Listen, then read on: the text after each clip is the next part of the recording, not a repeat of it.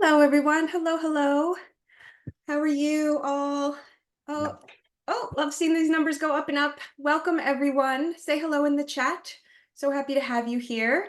Welcome to our first live class of 2024. I forgot what year it is, 2024. And it is all about how to source your fabrics internationally as an independent brand. So I am joined today by Will Lee, who is the founder and CEO of SwatchOn, which is an online platform for fabric sourcing that connects fashion brands like yourselves with textile suppliers worldwide. So hi, Will. Thank you for being here.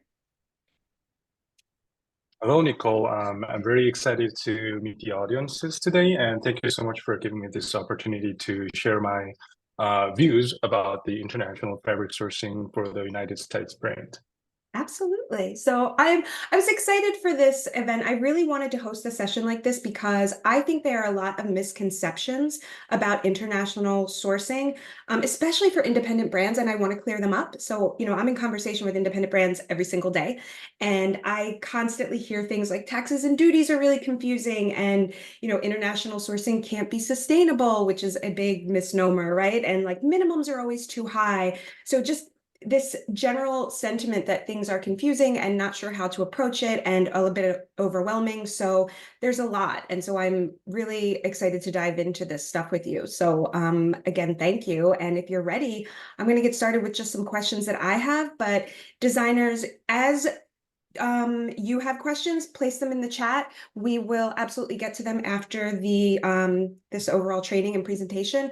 So don't hesitate to get those questions in there because we're happy to answer them. So let's get started.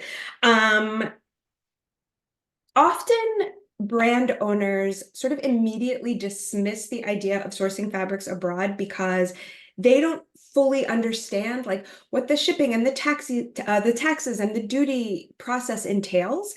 And so I'm wondering if you can kind of talk us through this and share how they could at least create like a solid estimate for what this is going to look like for them as they're in those early stages of product development, because they want to make sure that their costing is close, right? Like they're on in the right realm with their costing. So can you talk to us about that? Of course, sure. We have to, first of all, we have to understand that the pricing, the shipping rates on all the customs duty, and they are actually very complicated and they are often very changes in the time. And in a lot of cases, it's kind of like impossible sometimes to get the exact estimation right before we are placing the orders. So we can but then we can always get the closest estimation to all this, like the pricing, the shipping rates, and all the customs duty. If you are working with somebody who is actually had a lot of experience in the trading, international trading, especially for exporting into the United States market. So what I've seen with the international fabric suppliers, mostly in the Asian region, is that we have to first understand like what kind of like fabric suppliers are there in the international spaces. So they're mostly like big manufacturers and who does the like international trading exports and deals with the big fashion brand companies all the time in the year. They can be some very experienced manufacturers and the suppliers. But then there are also some wholesale dealers who are not very international, but then pretty good experience in local, but still has a lot of advantages for the small fashion brands, like very extremely or no MOQs, or they have a lot of items in stock and has a fast lead time. But then these kind of like small wholesalers doesn't have a lot of experience in international trading, which makes it a little bit hard to estimate all the pricings before we place the order. So we need somebody. We need somebody who does have experience in the international trading and also is very advantageous for the small fashion brands. If they are, they can be already contracted with the international logistics company so that they could have the set up the pre-made, ready-made tables for the shipping rates into the United States. And if they are pretty experienced with exporting or importing into the US market, they could have some already certainly confirmed numbers about the customs duty about like the products they are dealing with. So it is important that we deal with these international fabric suppliers who has some experiences with United States market. In that way, they usually have these set up tables and tariffs for the shipping rates, and also they know how their customs duty forms with their own products. Yeah, yeah, that makes sense. And I think what's Mm, really interesting at the very base of mm, everything you just said, mm, it's mm, about communicating with your suppliers, right? mm, mm, Asking them that question, right? So I mm, think mm, that often mm, there's like it feels mm, mm, intimidating, and for especially independent designers, they feel like sometimes they have to go in there mm, knowing like they need to know everything going in, right? And I mm, think mm, that this is a prime example where yes, you want to mm, know, the basic mm, things about what you're sourcing and all of that, but mm, having the willingness, confidence to say, okay, this is what I'm thinking about, this is what I'm looking for, this is the yardage I'm looking at, can we talk mm, through what this will look like, customs duty, shipping, that kind of thing.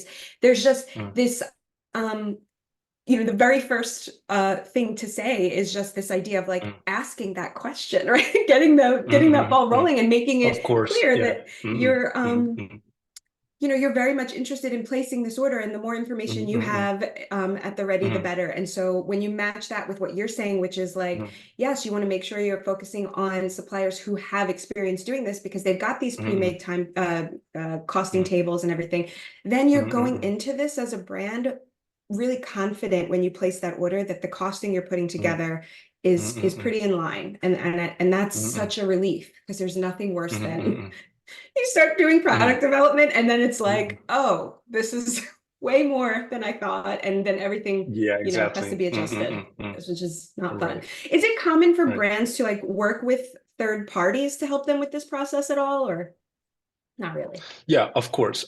Just as I mentioned earlier, there's these like big manufacturing like fabric companies who have some experience and all the teams for dealing with the international buyers and everything. But then there are also like small brands, smaller fabric suppliers who have their own strength in the market, but then doesn't have a lot of experience in international trading and dealings. But we cannot just filter out these like small fabric suppliers because they have their own strength and they Yeah, have a lot of good stuff too with like very good pricings and the stocks and stuff. So we still want to do the dealing do the fabric sourcing with these small brands, small fabric suppliers. right. So there comes these kind of like international dealing agencies can come in to play their roles. They could just like kind of like consolidate all these like small fabric suppliers and do the like hurdles about the like international logistics and the customs duty control and stuff to make it actually happen between these small fabric wholesalers in the Asia or the Turkey and Indian region and with the US small startup fashion brands. So if you're a big fashion brand and able to buy a lot of like bulk amount of fabrics, and you can actually deal with this big fabric manufacturers, that actually like you wouldn't need any like this kind of middleman come into play any role. They would just like add up the cost to your fabric sourcing. But then if you're a small startup fashion brand and if you want to source your fabrics from these small fabric dealers who can provide the fabric products with very low MOQ with stock and fast lead time and everything, you would need somebody who can make the deal Right. so that you could actually communicate and do all the like you wouldn't have to go with all the hustles and very hardships about controlling the international logistics and the customs duty for the importing and stuff. So yeah, Right. I believe it is important that we work with good agencies that could make the deals. Right. Yeah. And I know you'll go into this in a little while, but also like, or you Mm. can source on SwatchOn, right? Like this is one of Mhm.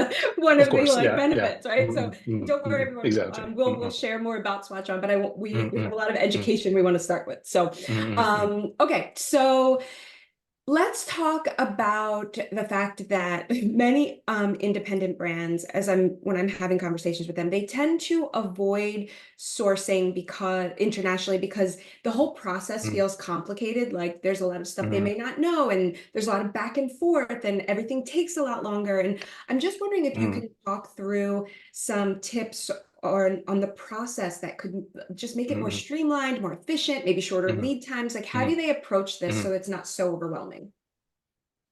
Exactly. So actually, the process itself is not that complicated. It just have some variables we are not really familiar with. So when we are buying something internationally, the overall process for the local dealers are pretty much the same as we are buying from the domestic dealers. They just like place the order, and they will just like check if the stock is sufficient. If the stock is not sufficient, they will just like order for the manufacturing of the new batch of the same product. But then like it becomes like a little bit more complicated when something is going across the border. So there has to be some kind of like couriers or forwarders who can just deal with the this like over the ocean deliveries. But then like they also have to do their job for their exporting customs, and you also have to do your job for the importing customs.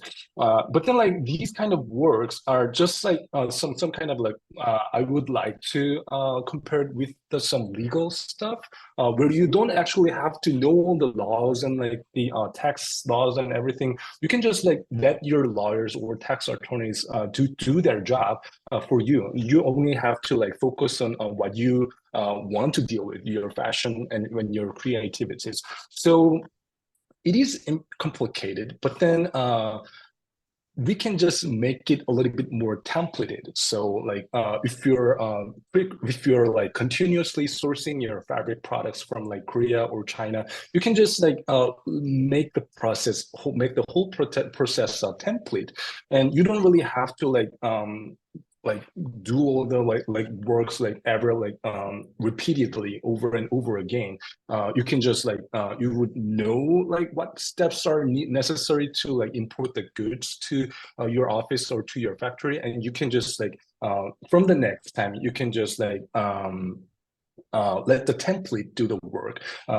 But then, like at the same time, I still believe it is complicated, but then it can be templated, so you don't have to do all the job like repeatedly over and over again. Yeah, which makes sense. I mean, that's Mm, true in any part of mm, business, right? You like mm, set mm, up your mm, process mm, and you record that mm, process, mm. and then anyone on your team can take over Exactly. that Mm, process if they need mm, to, that mm, kind of mm, thing. But mm, so mm, in mm, terms of like um, mm, when they say that it feels a bit complicated mm, and it's like this idea of like, oh well, like the lead times are way longer and that kind of mm, stuff. mm, mm, It is, do you think that that's part of the process of just like understanding that that's how it goes, or it doesn't have to be mm, that mm. way? It really doesn't have to be that way. I believe the most important thing in the international sourcing is the transparency of the information and the whole the process. We feel like it's hard and complicated, and it takes longer than the domestic like sourcing because everything is not so transparent, and like the latency in the communication because of the time difference and all the language barriers makes it a little bit less transparent than when we are buying something from domestic dealers. But then that doesn't really have to be that way because like we are living in a world where we are all connected like globally, and the language barriers just like becoming like all diminished with the technologies and everything. So there could be like some kind of so there could be a lot of dealers, fabric dealers, who can be the middleman where they could like control the communications and make the and keep the information of the order process updated in a real time, so then you don't really have to ask them what is going on and just wait for the email answers for like 2 or 3 days. We don't really have to do that.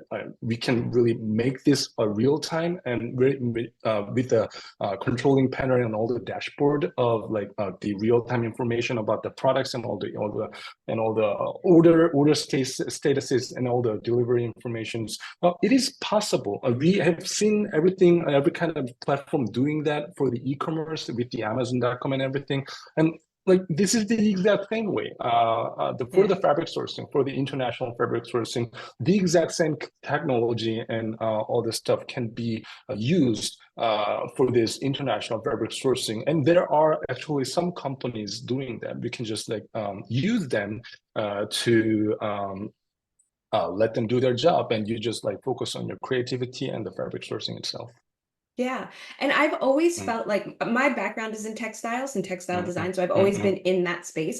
And I have mm, always felt as if the textile mm, industry is one of mm, the slowest to evolve into mm, more modern times, right? Like mm, I see it mm, mm, now or over the last few mm, years in partnering with SwatchOn and getting to know what you all are mm, doing and like some other companies and things. mm, But I agree there for some reason there tends to be this mm, antiquated mindset mm, around like how the mm, textile industry works. And mm, I think mm, because it's like they've been slow to really come up, but it's like a reminder, like, mm, hello, like it's mm, mm, 2024. Like mm, this does not mm, have mm, to be done mm, in these like in this old school manner. And so yeah, it's just this mm, reminder, like it's not any different than the kind of platforms that mm, from the e-commerce, the way they're doing things. It's like the same thing. So I just thought it was funny to hear that because the textile industry and their slow yeah, growth exactly. into modern times. Mm, So all right, so let's talk about something I think is really mm, important, which is sustainability. mm, This mm, is something that matters to the vast majority of independent brands that are mm, launching, as it should. mm, mm, So I'm just curious if you can share with us, like, how mm, do they, like, what questions do they ask, mm, or how do they approach mm, this so mm, that they're confident that mm, their sustainability mm, standards are being met? Because this is very important to their mm, brands mm. and them as people. Exactly. Sustainability is always the first keyword we need to think about, like when it comes to like this modern day fashion era. But then, to be honest, sustainability like options could be limited for small startup fashion brands because like in a lot of cases, like when you think about the sustainable fabric sourcing and fashion stuff. Like the first few things that comes to my mind is all the certificates like the GRS, like global recycle standard, or global organic textile standard. These kind of like certificated products are just coming into my mind. And I believe that's a good way for everybody to be convinced that this product is sustainable because it has the certificates. This makes it like pretty simple, everything pretty simple and easy. But then those certificates are actually very hard to acquire because all the process from the making of the fabric and delivery and to the like delivery of the fabric to your factory and making of the like production of the like, garment and stuff, all the process of from the like basic steps to the like final goods, all the process have to be transparent and open to the investigation of these organizations that gives out the certificates. And it's quite hard and costly, not very efficient to acquire these certificates for small startup fashion brands and even for the fabric factories and dealers and themselves too. So often, more often than not, the fabric dealers, the fabric suppliers will just reject to provide the this kind of like sustainability certificates for a small amount of orders.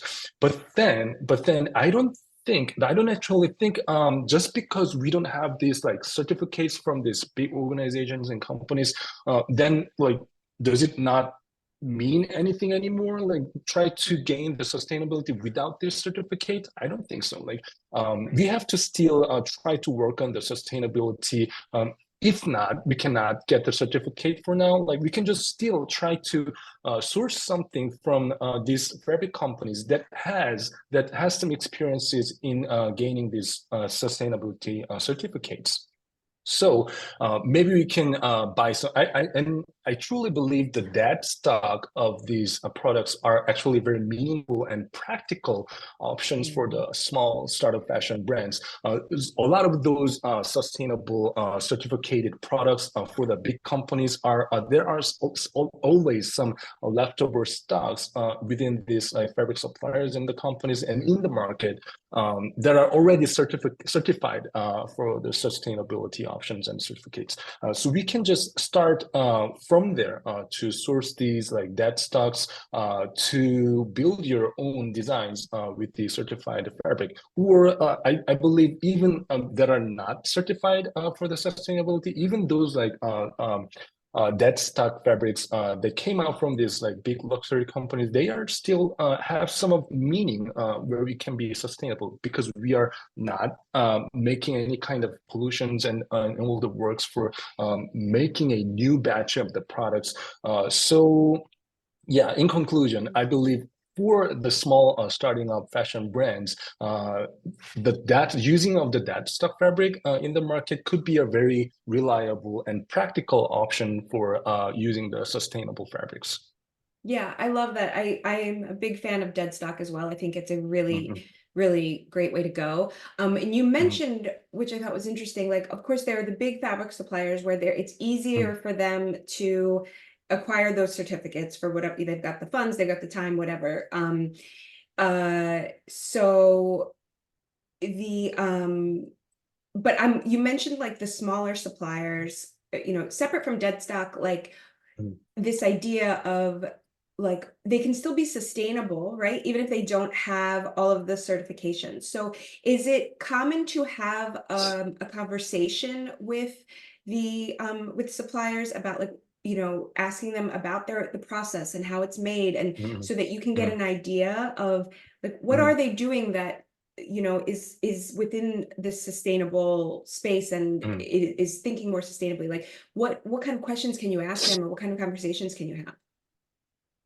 Exactly. So we have to first divide the type of the fabric dealers first. I think because like there could be the direct manufacturers and the wholesale stock dealers. And if Right. we ask to the wholesale stock dealers about like how sustainable their products are, more often than not, they have to ask their manufacturers like in a relay of the questions again, and they will often just like yeah, not Not. really answer your questions in a really Yeah. timely manners and everything.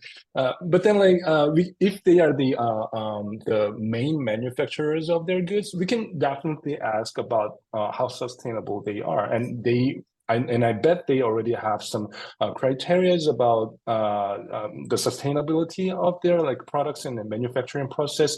So yeah, and it's actually viable that we ask these questions to the suppliers and the manufacturers, and I believe we have to ask the questions to them pretty often and frequent to let them know that the customers and the buyers are aware of the sustainability itself, and Yeah. and it'll give some kind of pressure to them to be more sustainable in the future also. Yeah.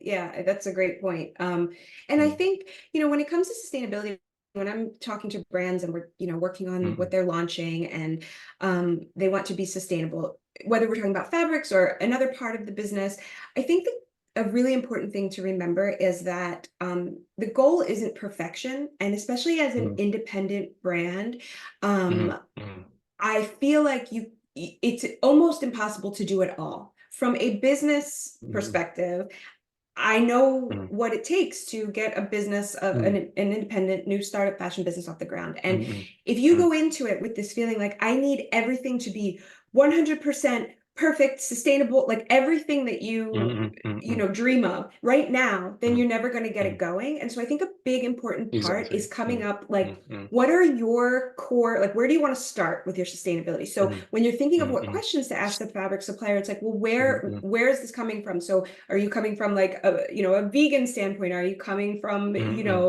mm, some other area with mm, your mm, sustainability? Figure out what's important to you, come up with the questions mm, that mm, matter there, and start by mm, asking those, and mm, understanding that across your business it's going to mm, take time. You can have that vision for sustainability, like the most sustainable mm, company, but mm, don't hold yourself back if you can't start that way, because financially, it's very difficult to start that way. So I think my point in all of that is just to say, like, some flexibility, remove the word perfect, understand your core values and what matters to you as a brand, and start there, have those conversations. And if you are open to the concept of dead stock, it is such a smart approach. It also is really good for marketing, because if you think about something like dead stock, you have a certain amount, and when you get out there and you sell that finished, that dress in that dead stock fabric, and there are only X amount of those dresses, your marketing is like a lot easier. I'll say that, like, that kind of thing. So I think it can, when you're thinking about product development and, like, in particular fabric sourcing, think about, you can connect it to the finished product and how you're going to market and sell that product beyond just, oh, it's sustainable. Okay, also, with dead stock, it means limited amount. So, I mean, I can go on and on. I love to talk about this stuff, so I'm kind of going on a tangent, but lots to think about there. So let's Of talk about the course. other thing that gets brought up a lot is minimums, that they tend to be so much higher when you're sourcing internationally.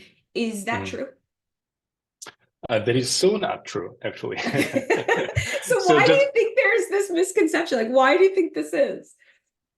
of course, like just like in the domestic like fabric supply chain, like internationally, and actually, we don't really manufacture a lot of fabric in the United States right here, right? So there are some neat factories and supply chains left in the California, but the U.S. market is heavily depending on the fabric products that are manufactured in some other parts of the globe.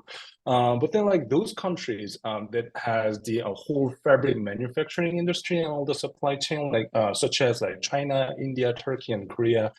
They have this huge supply chain and industry for making of the fabric, and there are a lot of like different types of dealers to satisfy a lot of different types of like fashion brands, like from small to like big brands and international to domestic. So there are actually like tons of fabric dealers that supplies their products in like no to like very low, like 20 to 30 yards of the MOQ, and they have like whole like stock of the fabric ready in like various like options of the colors and everything. And you actually, I bet everybody know about like the fast fashion like industry of China and Korea, like that is like usually represented by the Shein, the famous company. Like we can naturally assume that there is actually a background of like whole like fast fashion supporting fabric industry and supply chain behind these fast fashion scenes in China, India, Turkey, and Korea.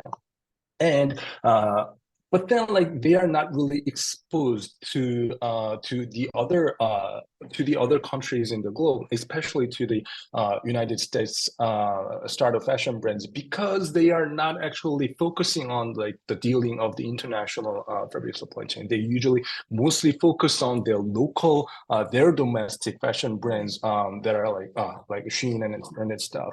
But then, like, there are still opportunities for the U.S. U.S. startup brands to be and get connected with these small with these fabric suppliers who can support small starting of fashion brands. And we can also be working like this very fast fashion and small batch production fashion brands, just like they can do in this like China, India, and Korea. If we can get the accessibility to these small fabric suppliers. But then, like the chance is pretty low for most of the startup fashion brands, and that is why a lot of people just think that like when we are sourcing internationally, like we have to deal with these big exporters and manufacturers and stuff, and that naturally leads to high MOQs and yeah, and all the like intransparent, not very transparent pricings and the shipping rates and stuff. So it is just a common misconception because of the lack of the information between like these two different parts of the globe. Yeah, that makes a lot of sense, actually. And yeah, it's those bigger, the fast fashion Mm, brands and the supply chains that they're working with, kind of, that's the only thing you think of when you think about mm, mm, mm, sourcing internationally. And it's so mm, mm, obvious that why would that be the only option there? So like, it's just, mm. I think Exactly. it's Mm, probably from the standpoint of, I know, when I'm talking to my designers, a lot of it Mm-hmm. is their own lack of access to this information. So for a long time, the textile industry was very antiquated. Nothing was online. You couldn't find, so it's like hard to find these manufacturers, it's suppliers of fabric internationally, but also like if you're based in the US and you're not in New York or LA, or Dallas, or a place where they have trade shows for sourcing and stuff. You're not going to these places, so you're Mm-hmm. not exposed to it. So you feel at a loss, Mm-hmm. like, well, I guess I can't do that. Like, I guess I can't source Mm-hmm. internationally because the only things I know of are like big giant suppliers. Mm-hmm. So again, Mm-hmm. as we'll talk about when you share more about SwatchOn, this is why platforms like SwatchOn are so important, because you don't, as an independent brand, get access or exposure, or you don't know where to turn, right, to find these. So I think Mm-hmm. that's really important. Would you, when it comes to minimums, can brands negotiate? With minimums. Yeah. Yeah, and actually, I'm that kind of person who believes that everything is negotiable.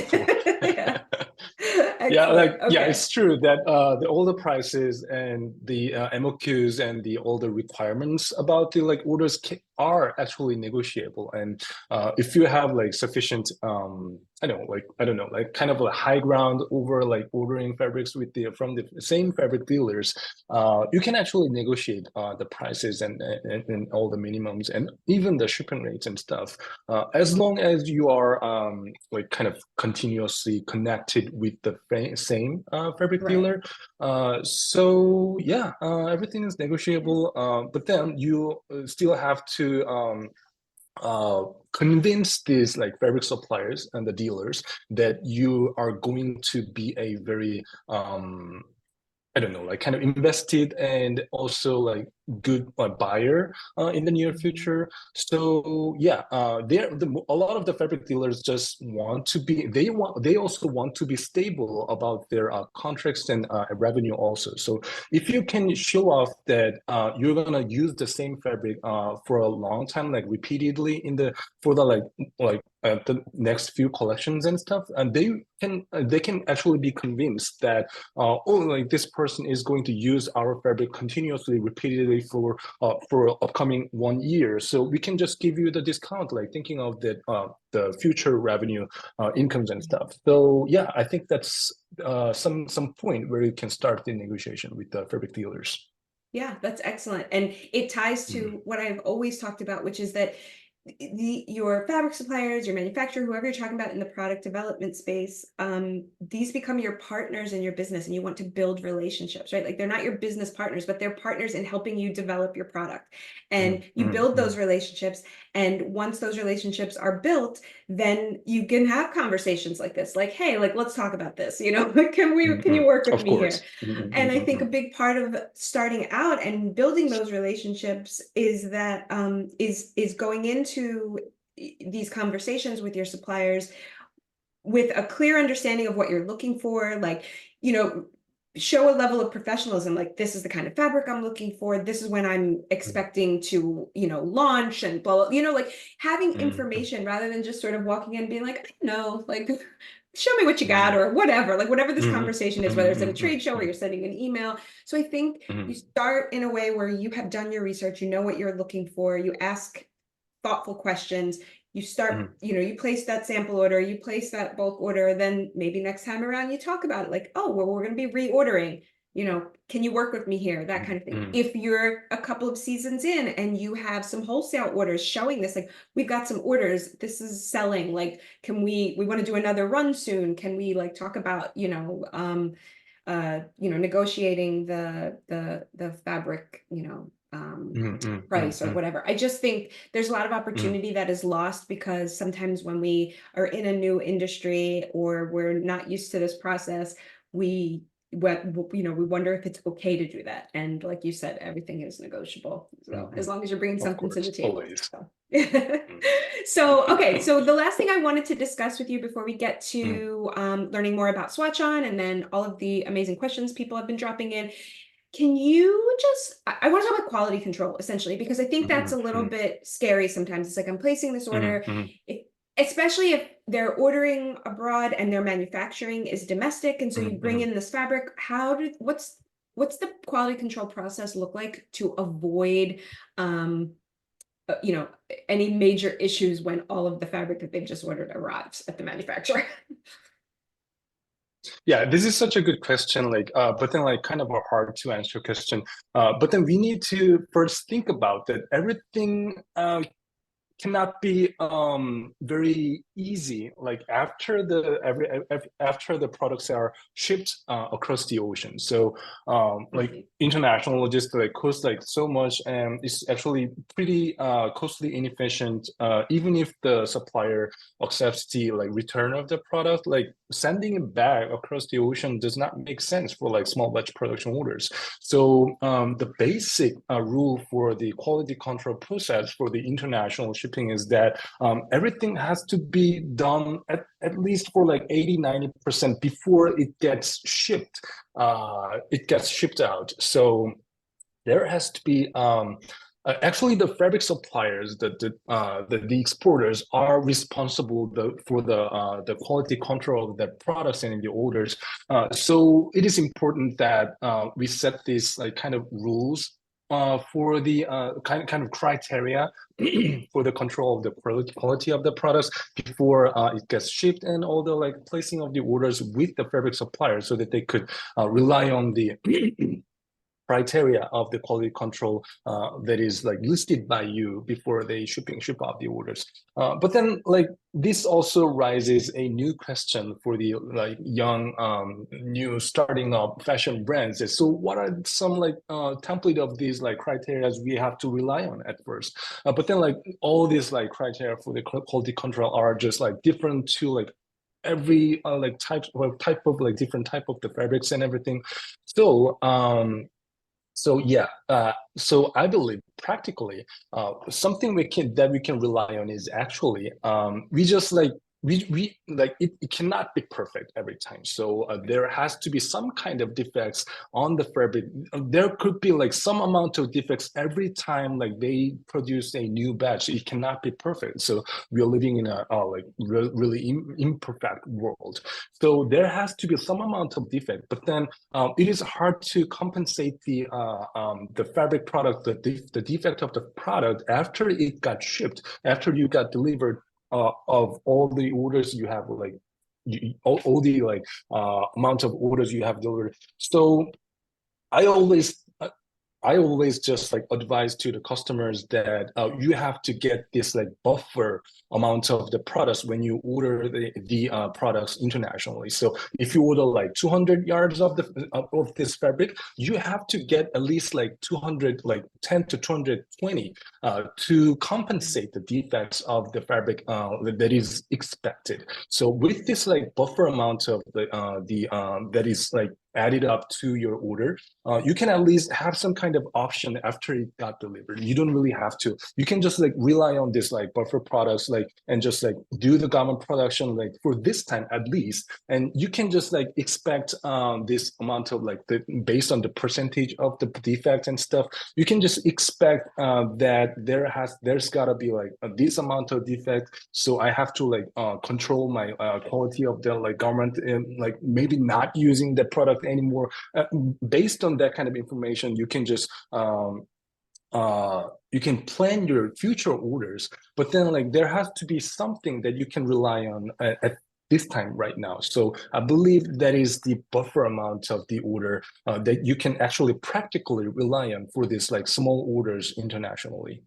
Yeah, I think that's great. I mean, it's just like when you're manufacturing the product beyond the sourcing, there's a tolerance. You have to have a Mm-mm. tolerance for things that aren't Exactly. right, right? Mm-mm. So, with Mm-mm. manufacturing, they say, there will be a few of the products that aren't perfect, and you can't, that's expected.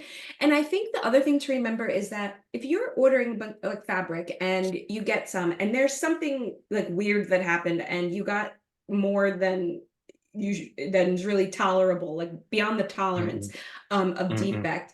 having a mm, conversation with your supplier, going back to them and just showing them that like they want to be in business too. Like they're not trying to send you something that is mm, defective, mm, right? And so I'm of sure course. if there Mm, was something mm, like an honest conversation about it, they would, sending you some replacement fabric or whatever it is to make that right if it was beyond tolerance. Because mistakes mm, happen sometimes, right? Like things fall through the of cracks. course. And I think that that's the thing that I like to emphasize when we're talking about quality control. It's this idea of like making sure that you're standing up for yourself and and voicing anything that isn't Mm, mm, quite mm, right, but also this remembering that again, it's a relationship. This is a partner of yours, and they're not most likely mm, mm, trying to do like to mess this up for you, right? Like they're mm, trying, mm, like mm, they mm, want to make it right because they want an ongoing mm, relationship. They want this mm. business. And so Of I course. think it can Mm, be easy to go in it like, mm, on the defensive, like or on the mm, offensive, like, oh, mm, you need to fix this. But it's like, nope, mm, send an mm, email with a photo. Here's mm, what we're seeing. Here's how many yards it is. I understand that X amount of yards would make mm, sense mm, for, a tolerance for mistakes, but this is beyond that. Can you help mm, us out here? Blah, blah, blah. And it's almost, always solved mm, that way. mm, mm, So I just think that's important too to mm. remember. Yeah. Of course. Yeah. Yeah. Well, this has been all so like enlightening. Thank you for sharing all of Mm, this. I would love for you. We have so many questions about SwatchOn in the mm, chat I've mm, been seeing. So I'd love for you mm, to mm, share with us about SwatchOn because I'm mm. sure it's going to answer a lot of these questions. And then everyone after that, we will dig into these questions. So I'm going to let you get started. Well, Of course. Let me just like briefly go through what we can do for the startup fashion brands in the aspect of fabric sourcing. yeah, absolutely. So yeah, yeah, the SwatchOn is so the SwatchOn is simply a fabric sourcing service for all the like startup fashion brands. But then like with the fabric sourcing service we are doing is exactly international. So the reason we are trying to build this like international fabric sourcing service is because, as I mentioned in the Q&A session earlier, there are actually tons of like very like strong fabric suppliers that are very much like focused on dealing with small starting of fashion brands. Like there are a lot of like different types of like fabric products and amazing stuff, and they are usually already ready with like various different like options of the colors in stock. But then like most of them, as I see the international fabric supply scene, most of those like fabric suppliers that are very much designed for small brands are usually located in the Asian region, like especially in China, Guangzhou, and Dongdaemun of Korea. So I just thought that like, but then like they have their own like it is natural that the US fashion brands can also have a lot of like expanded opportunity with when they could like access this fabric market in the Asia. So we just made it happen by connecting the international fabric suppliers and the startup brands in the US with the international fabric sourcing platform. It's an e-commerce platform. So the source of the fabric you can meet on the SwatchOn are coming from like mostly from three different regions. Like the first one is the Korean fabric market. There are about like 1,000 different like wholesale suppliers. They have their own specialty. They each of them they have their own specialty, and there is no MOQ, so everything is usually in stock, and it just covers all different types of fabric that are used in the apparel fashion. And there's also like the similar type, but then like a lot more huge market in China. So there's a Guangzhou fabric market that is located in the southern part of the China. They're actually the background of the Chinese like strong fast fashion industry. There are about like more than 5,000 suppliers, also no MOQ. They just cover every different type of like fabric that could be used in apparel fashion. And some of the other sources of the SwatchOn are located in Italy and Japan. Like they are mostly focusing on the like this high quality, high tech or novelty products. And especially what we are getting from the Italian region is usually the dead stock of the luxury brands. So this can also be very helpful source for your starting a fashion brand. And the key advantages like we are providing to the startup brands is that like you can have all the access to this like diverse, like giant diversity of the fabric products in just a few clicks on the internet. And also like all of the products that are provided on SwatchOn are extremely low in molecular. You can just sample the yardages from 3 yards, and most of the products are provided at around like 50 yards minimum. So they are mostly focused on like small batch production dealers, and also every process and communication is very much transparent and fast when you are working with SwatchOn. You don't really actually have to like email and phone call these like fabric dealers who are located in Korea or China. You just have to like go onto your website and your account, and we will provide every information and about the orders and product and customs duty and stuff in your dashboard. Like they are getting updated just in real time, so that you can just check on. And we have this whole team of concierge and the fabric expert team who can just like naturally work as a dedicated fabric sourcing manager for your company and your collection. So you can always contact your dedicated manager about like the orders and products and everything, and they will just reply back to you in less than like at least in less than 1 business day. And And we are providing this is available to startup mm, independent brands. Just being exactly. okay. Okay. That's Yeah, amazing. you don't Keep going. really have to be like big brand to work with this like SwatchOn like Okay. sourcing Yeah. platform. You can just be a like one person like independent designer starting a brand to, and you can just like start working with us. And we are actually dedicated to support these creative like independent and small starting of fashion brands. That is our mission. And yeah, for the last one, we provide like fast lead time to make everything happen in like in less than like at least in 1 week. So for the order processing, if the product is in stock and you are shipping with like air couriers and everything, like you'll get the products to your US office or factory in less than 1 week. And if you're ordering in like small amounts, like say about like 50 to 100 yards, in most of the cases they are in stock and you should be like wanting to deliver them with the airplane. So yeah, you can expect like the lead time of around like 1 week. And we also like trying to expand the options for the sustainability also. Like a lot of some of our fabric suppliers are having like this are experienced in getting the certificates of the GRS and GOTS and whatnot. So they may not be able to provide the same certificate for the like small orders, but then like those products are actually made in these factories and processes that already have met the requirements of these like standards. So we can just rely on that first. Or as I mentioned earlier, we also have these dead stock products that are coming from the China, Korea, and also in the European region. Now, so I believe actually the dead stock is actually a very practical point you can start when you're thinking about the sustainability. So overall, like the SwatchOn is our mission is to support these like small startup fashion brands and let you just focus on your fashion designs, like creativity, let alone all the like hustles and like hardships and stuff of the reality of the fabric sourcing. We will do this. We are expert in the international logistics and fabric sourcing from this for this small brands. So yeah, that is our mission. So yeah, we like to support. Yeah, we love to support every creative startup fashion brands here.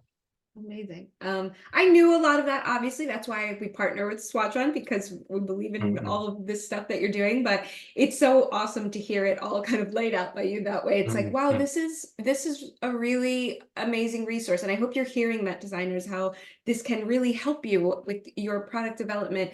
and really get things started in a way that works for you as an independent brand. You know, one of the questions we have, I think that you already, and you already addressed this really, but someone was like saying, well, first they asked where the products on SwatchOn are manufactured, which you Mm, already covered. And then they asked, you know, do you have plans for expanding, like having a location in the US to mm, facilitate orders with minimum wait time and less shipping charges? mm, But based on what you just said, like you're already at the minimum wait time. Your lead time is mm, so mm, tight and small. It mm, seems mm. like that doesn't even matter, right? Yeah. Yeah, but then like we are Um, trying to be more cost efficient on the like international logistics by having some kind of some amount of like warehouse mhm. inside the States. So we actually Lovely. have like branch office in Los Angeles right now. So I'm right now in Los Angeles.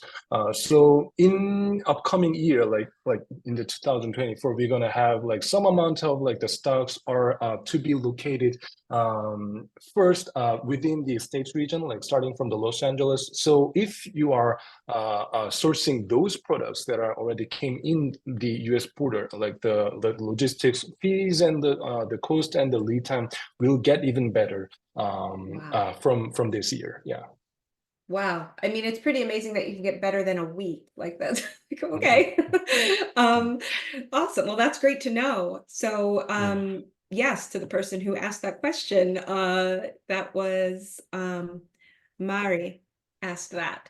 So, Paula was wondering when you were talking about in the very beginning, we were talking about tax and duties, and you were saying how a lot of the suppliers will they'll almost have like a chart where they know, you know, what it's going to cost essentially.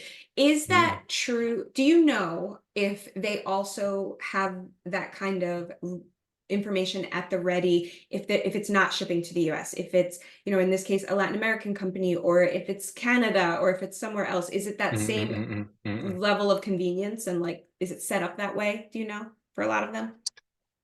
Oh, okay. So, like most of the cases, like the SwatchOn's shippings are coming into the United States, or it goes to the China or India. So these are like the major three countries that a lot of like buyers at SwatchOn's are shipping their products to. So for these three countries, like it is obvious that like usually the US is the like factory and office location for a lot of our customers, but then like China and India is the country where they actually um, produce their garments in bulk usually. So for these three countries, we have all the like tables of the tariff of the like customs duty for almost every products we are dealing on the SwatchOn. So for these three countries, like we can actually provide you with the estimation of the customs duty. They are not actually like they always just change. So it's basically on the discretion of the customs duty of the importing country. So it's just an estimation. But then we usually make it this way. So we accept the deposit for the customs duty at first, like based on the estimation of the duty. And Mhm. after the exact amount of duty is confirmed at the point of the import, then we will refund the difference of the like customs duty to you after the exact number is confirmed. So in this way, we can just like little like work a little bit more conveniently and just work on based on the exact numbers. Yeah, but then like for the other countries like Brazil, Mexico, and the other country like mostly garment manufacturing countries, we don't like actually have all the tariff yet, but we can still provide you with some amount of estimation. And if you want to, we can actually still do the like deposit and refund work based on the estimation for the customs duty. Awesome. Okay. Mm. And there's a question about what if I want a textile design that doesn't exist and I have an idea? Will SwatchOn help to find manufacturers to produce the textile? That's a very good question. So this is actually the point where I want to introduce the digital textile printing. So um, yeah, maybe we can like do that customization of your fabric by developing this whole new fabric, but then they usually incurs very high minimum order quantity to work with these like fabric manufacturers like making the development of the whole new fabric. But then you can still make the like exact customization of your own fabric design by printing on the fabric. So a lot of fabric products are supports printing on its on their product these days, and actually it's also a very sustainable option to make the customized fabric for yourself. So it doesn't really use the whole process of like dyeing in the factory and everything. It's just it just looks like the a printer that we use for like printing on the US letter, like on the paper, but then it's just huge. So by using this like textile printing, we can just like use minimum amount of like dyeing matter and inks and everything to let there not be any kind of like pollution in the water and the air, and then you can still get the customized design of the fabric for yourself. And it's usually requires a very low minimum amount, like usually like 50 to 100 yards. So yeah, you can still work with these fabric manufacturers to develop your own fabric, and we can definitely introduce you to those manufacturers who are willing to do that. But then, like we still have to do the negotiations about the prices and the MOQs and stuff. But I just believe that printing on the fabric is just easier way to gain your customized fabric, and also sustainable, and also low MOQ, and everything is already ready, so you can just like submit your own design, and we can just like make the sample in just like 1 or 2 weeks. So yeah, I believe the printing is easier to make it. Yeah. Excellent. Cool. So 1 or 2 weeks. Interesting. Awesome. Do you recommend, and maybe this is part of what SwatchOn does, but someone's asking, like, do you recommend when you are sourcing internationally and you're shipping Mm, to mm, yourself, or it's being shipped to you, that you insure your mm, shipments? And is mm, that something that mm, SwatchOn does? If you're not sourcing on SwatchOn, I assume you can do it through whatever carrier you're sourcing from. Can you mm. talk a bit about that? I'm actually like I would can you repeat the question again? I didn't quite, Yes. yeah, Yeah, good. no problem. Someone was asking if Mm, it's recommended to insure their mm, shipments, when they're sourcing uh, uh, internationally. And mm, mm, if they're not sourcing on SwatchOn, I'm assuming that mm, that's something they can just do through whatever shipper, whatever carrier they're mm, working with, they mm, could mm, insure it. mm, What mm, mm, about then separate, like when they are sourcing mm, through mm. SwatchOn, is that something SwatchOn does? Are the shipments insured? Like, is that even something that's recommended? That kind of thing. Yeah, of course. Like there could be a lot of like different terms of shipping when you're buying from SwatchOn also. So if you're willing to use your arrange your own like shipments and the couriers or forwarders like on yourself, you can actually do that. Like it's just like based on the common Incoterms of the international trade, you can do FOBs or EXW and stuff. We definitely can support those types of terms for the shipping also. But then we usually just like recommend to use the SwatchOn shipping service, because we actually consolidate like the all the like amounts of the shipping that is coming into the United States. In that way, like its logistics is usually it's a matter of like the economy of size. So if everything is consolidated, like usually the like rates go lower. So yeah, I believe it's more economical way of shipping for small brands, just to use the SwatchOn shipping service. Yeah, yeah. I remember when I learned about that when I was first getting to know SwatchOn, and it was Mm, this idea of like, being able to source from different suppliers that are all on mm, the mm, mm, the SwatchOn platform and have that as mm, one mm, shipment, just is like, mm, it's mm, such a convenience. It's mm, huge in mm, terms of savings, and mm, I mm. remember that being a big Exactly. one. Mm, mm, Oh, mm. someone wanted to know if SwatchOn is going to be at any of the fabric shows this year, any of the Yeah, trade shows. actually, we're gonna be presenting our some of our products at the New York in upcoming like Texworld New York show. Yeah, so we're gonna be there on like 22nd of the January in the New York City. But then like the show this time the program that we are presenting is kind of RSVP based, but we are trying, but then like it's already full right now, but then like there were a lot of demands, so we're gonna like try to expand the slots. So yeah, we would like to announce the link to RSVP to meet the SwatchOn at the New York City like this month with the like expanded time slots soon. Yeah. Okay, cool. And there are a lot of questions in here, which I think I want to talk about because there a lot of folks are saying they want to see or feel the fabrics beforehand. So can you talk about swatch boxes? Because I don't think we really covered Of that. course. And Mm, mm, that mm, is mm, a, mm, yeah, when you're sourcing online and it's like, well, I mm, want to see it. So mm, can you mm, talk about that? mm. Exactly, exactly. That is so important, like point of the SwatchOn service, but then I kind of like missed it. Thank you for like pointing that out. So Yeah. yeah, you can actually see all the like production products like specification information and all the videos and like photos and stuff.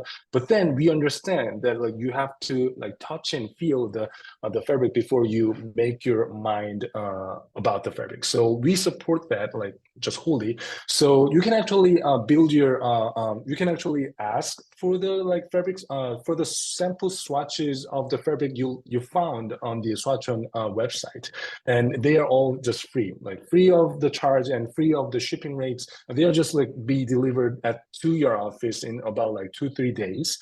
So every item on the SwatchOn has the fabric sample swatches ready. But then like sometimes they are not in stock, but then like they usually come back in stock in just about like 1 or 2 weeks. And like more than like we try to keep the stock rate of the fabric swatches like more than like 95%. So like most of them are gonna be in stock for swatches. So yeah, you can request for the fabric swatches on the SwatchOn platform, and you will get that delivered in just 3 days. And all the fabric swatches are containing the whole list of the colors that quality of the item has. So yeah, you can just like order one swatch of an item, and you will be able to see the whole collection of the color options of that exact fabric. Excellent. Great. And so someone was asking some Mm, more clarity. You know, you and I were talking about this idea of tolerance and ordering mm, a mm, bit more of the fabric mm, when you're talking about mm, quality mm, mm, control. And so mm, mm, mm, Anne was asking for some clarity here because she was mm, feeling mm, like, well, isn't it inherent in the order that you get that you know it's on the factory or the mm, manufacturer mm, to produce mm, a mm, fabric mm. that there's no, you know, and Mm, send you mm, you know, stuff without defect. And I mm, would like to just say like, and yes, that would be wonderful. And in the perfect world, that is what we hope for. mm, But what we are saying, because she asked if we could mm, clarify this, we are saying that yes, it is very common practice when you are mm, mm, placing your orders with fabric suppliers, and this, you know, mm, is across the board, mm, to order more than you need mm, for, mm, you know, the mm, exact production. And it's the mm, kind of mm, thing where it's like, yes, they're, I mean, it's like you said, well, like it's imperfect, like mm, mm, there's still human mm, mm. touch going on in the creation of fabric. So Exactly. Mm, there's mm, room mm, for errors. mm, And mm, mm, so mm, when you think about this, and like they're cranking out fabrics and cranking out mm, fabrics, mm, mm, mm, something can mm, fall through the cracks. And so, mm, but like mm, I mm, mm, said, when we were talking about this, it's a balance, right? So you order a bit more with that understanding. The industry, you just knows like, okay, you have to have a tolerance, but also you build those relationships and you have those conversations so that if something is more than it should be, you can talk to them and, you know, hopefully they'll make it right by sending you some more. But yeah, it's a balance, but it's mm, not going to ever be that you just order exactly the yardage that you need and then mm, it is mm, that there won't, you know, you can't, you should expect no defects. mm, It's mm, quite mm, common. So I just wanted to clarify that because mm, Will, you and I mm, had talked about it, but I don't know if we made it clear, like, yes, you want mm, to mm, order mm. more than you need. Yeah, Let's that's a good point. see. I would like to add up a little bit more on that. Yeah. The SwatchOn suppliers, the fabric suppliers on SwatchOn, they are usually contracted with us that they have to provide at least like around like 5% of the buffer to the every orders. But then like it's not actually like they cannot accurately control the produced amount of the order usually. It's not kind of like iPhone like factory or something. So they cannot even they themselves cannot expect like how much amount of the fabric they're gonna get eventually at the last step of the production. So, but then like they try to control that they could have like at least around like 5% of the buffer for the ordered amount. So they do that. And what we do in the middle is that if there's like more than expected like defects, so you couldn't actually get the useful amount of the fabric that you ordered. So then we're gonna come into that situation and we will refund at least like some amount of the order to you to your account. So they do their job. The suppliers do their job by by providing you some amount of buffer. But if there is like a defect amount like still more than expected than you ordered, then we're gonna like compensate the defected amount by refunding the amount of the ordered amount of the order by ourselves. So there are like this kind of like double phased like failure management system kind of thing. Yeah. Got it. Awesome. Oh, and Monique is asking for contact info. I have a link here, everyone. This is a link where you can go on SwatchOn. So if you have not been on their website yet, if it's been a while since you've been on their website, here is a link so you can directly go there now as we're continuing through these questions. But I just wanted to share that now in case you're waiting and like chomping at the bit to go check things out. This is a great, this is where you go and you can set up your account and then you can order your swatch boxes and that kind of thing. Do you want to share a little bit about that process, Will? Like the setting up of the account as I continue to go through and see what some of these other questions are? Of course. So everyone can just make their own account at the SwatchOn, but then we kind of require we try to require the information that you're actually trying to start your own fashion brand. So the easy that if you already have established your own company or at least like the personal company yourself, you're going to have this EIN number of your entity. So if you already have the EIN number of your entity, and this is pretty easy, you can just like input the number and just everything just automatically checked, and you're going to get your account ready, and you can start sourcing on your platform. But then like if you're not ready with the EIN number for at this moment, you can still make your account, but then like we would require some of the information and that you are serious about your business. So like we may require some kind of like documents about the like design sketches of your own like or your kind of like LinkedIn profile and stuff. So anything that can show that you are trying to start your own business, we're gonna like try to accept as much as possible. So yeah, these are kind of like two different requirements to make account at the SwatchOn, like nothing more. Yeah. Right. I love that. First of all, having your EIN, registering your business, everyone, it's when I teach it in our membership, it's one of the first things I tell you to do because of reasons like this. If you want to go to trade shows, if you want to set up profiles on platforms like SwatchOn, having this is an important first step and you want to do it. But what I love about what Will just said, and to be honest, this is not actually something I knew, is that if you haven't taken that step yet, but again, take that step soon.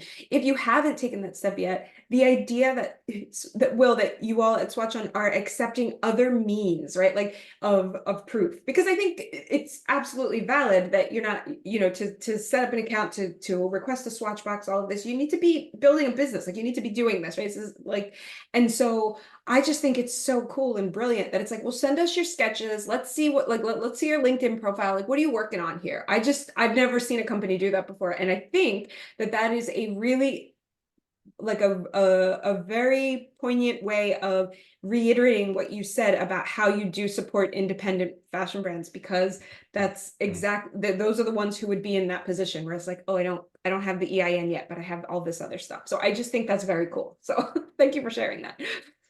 Of course. Dominique wanted to know, she said that she's manufacturing her product overseas. So if she finds fabrics through SwatchOn, can she have them shipped to her manufacturer, which is not in the US, instead of to her? Of course. That's actually what we do all the time. So we understand that like maybe like at the like very first phase of your starting brand, you want to like produce your garments inside the States, but then like at some point, like you're gonna like try to look for more cost efficient like solutions for the production of your garments, and you're gonna like outsource the garment factory to other countries, and it is just natural that the supply chain, whole the like manufacturing industry is working that way, and we definitely support that. So if you want to deliver your goods to the China, Brazil, or Indonesia, wherever in this globe, we support that. Yeah. Cool, awesome. And then I'm curious, Jill had a question about like meeting with you all in person or visiting, or like, would you welcome that? Mm, I know that you said you have a space in Los Angeles, and then mm, you mm, also have offices in Korea. Like, mm, mm. do you open up your space to meet with brands in any way, or is it not yet? I actually always love to meet all the like our like customer brands, and in every possible ways. It's just that right now in the States we only have this small office to start off the domestic operation in the States, like in the Los Angeles. But then if you want to like come visit, we are definitely open to that. And also we are trying to be in like a lot of like trade shows, like including the Textile New York City, so there are just like some decent time that where you can like meet us and like check out all the fabric samples and stuff. And also, if you like have the chance to be in like South Korea, our big office is right there. So if you have any plans to trip there, like we're definitely open to meet you in Seoul or also. But just keep in mind that they're actually the whole fabric samples warehouse is located in the different area than our like main office. So if you're planning to visit us, like please just let us know beforehand so that we could like prepare all the like fabric samples that you could be interested in ready before we meet up. That's awesome. Mm. That's really great to know. That's very cool. Someone has asked a couple times, so I'm gonna I don't want to miss this one. What your inspiration was to start SwatchOn. Oh yeah, that's that's a very great question. So my grandfather was actually owned have he has owned his whole a fabric factory in South Korea. So actually, before China came into the fabric industry scene, like so in like 60s or 70s, Korea was the number one country, like arguably number one country for manufacturing all the fabric products for the other parts of the world. So my grandfather has been in that factory, the industry scene like decades ago. So I was actually a software engineer in those kind of like IT companies and all, but then like I just thought that looking at what my grandfather did in like decades ago, like I just thought that like the way of like the fabric industry is working has not changed it like very much. Like from decades ago, like even though like every part of the world has gotten their some amount of innovation with all the IT technologies and AIs and all, so I just thought that like it is maybe my job to go into this like old school industry and try to adapt a lot of like technology I have learned in different in those different industry to make something happen in this fabric supply chain. Yeah, so that was my decision. Nice. That's lovely. And we have a little testimonial in here from Sean, which I promise I didn't ask Sean to post. It says, I love SwatchOn. Their customer service is excellent and shipping and the whole process is really easy. So there's a little testimonial from someone who is sitting in on this. So that's great.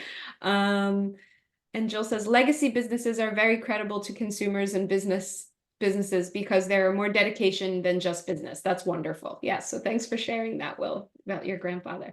Mhm. Okay. We've covered a lot, and I want to kind of try to stick to that. We've gone overtime. I always go overtime because I talk a lot. But this has been so wonderful, Will. Thank you for sharing all of this, giving all that education around how this stuff works, and then telling us all about SwatchOn, and how it helps independent designers. This has been a really, really great session. So thank you. Thank you so much. Thank you so much. I Yeah. just like yeah, thank you so much again for giving me this opportunity to like let me talk to all the audiences and the startup designers in the States. Yeah, I just want to say that we are truly dedicated to support the new coming startup designers in the into the industry, and we are ready to do our job in the fabric sourcing and like all the hardships about the sourcing and stuff. So yeah, I would love to support every one of you in the near future. Oh, that's wonderful. So everyone, I've shared the link, so go set up your accounts on SwatchOn. I will be following up tomorrow with a recording, the replay of this, so you have it. And that way, and there'll also be a link under the replay so that you can connect with SwatchOn there too. But go set up your account, start digging into their massive library of fabric, start putting together some of those swatch boxes or a swatch box that really helps you, you know, get an idea of everything they have to offer and start building this relationship, right? We talked about relationships with your supply chain, and start building this relationship with SwatchOn now so your product development for 2024 can go smoothly, and you can, really create something wonderful, which I can't wait to see. So thank you everyone for being here. Thanks again, Will, for everything you shared. Look out in your email tomorrow for this replay. Have a great rest of your day or evening wherever you are in the world, and I will see you all again soon, I'm sure. So thanks everyone. Bye. Thank you. Bye.